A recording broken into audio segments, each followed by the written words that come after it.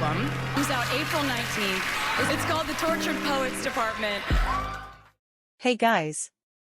The Tortured Poets Department has finally dropped and we have to talk about it. Remember to like and subscribe and comment your thoughts.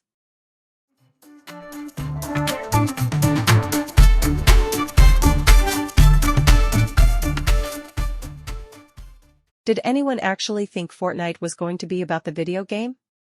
Well, it definitely isn't, but there are hints referencing Matty Healy and their 2-week romance.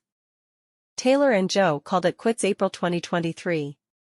By May of the same year, Taylor got into a relationship with Healy, but by June, they were broken up.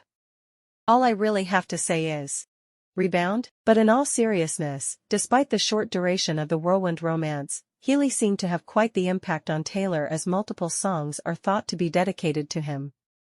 With the album title track, The Tortured Poets Department, clearly referring to Healy and is like for typewriters and smoking.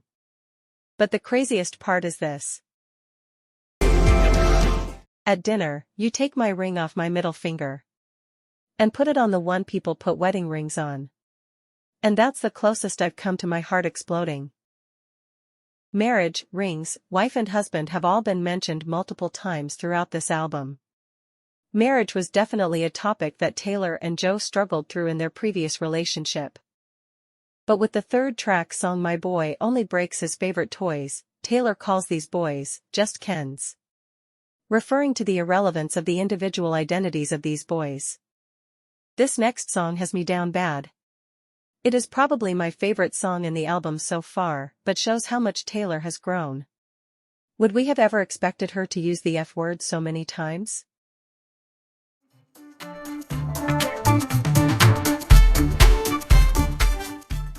So Long London is definitely referring to Joe Alwyn and goes back to Lavender Haze and Midnight and how Taylor felt like she overstayed the relationship, especially when Joe was hesitant to propose to her. The lyrics read, every day of a love affair. Every breath feels like rarest air. When you're not sure if he wants to be there. You swore that you loved me, but where were the clues? I died on the altar waitin' for the proof.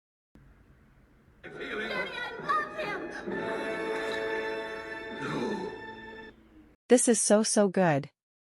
Just like how the Little Mermaid had to give up her voice to be with the prince. Taylor would have to give up hers to be with Joe, and that is just not something she would choose to do. Fresh Out the Slammer and Florida pretty much takes us past through the breakup with Joe.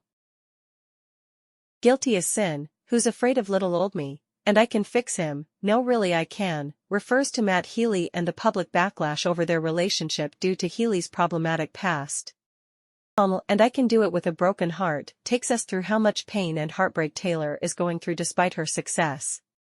It is crazy to me how Taylor is experiencing depression while she is one of the greatest and most celebrated female artists of our time. Her lyrics read, I can read your mind. She's having the time of her life. They're in her glittering prime. I can show you lies. They said, babe, you gotta fake it till you make it, and I did. Lights, camera, bitch, smile. Even when you wanna die. I'm so depressed. I'm so obsessed with him, but he avoids me like the plague. I cry a lot, but I am so productive, it's an art. You know you're good when you can even do it with a broken heart. And to the smallest man who ever lived. We're moving on to bigger things.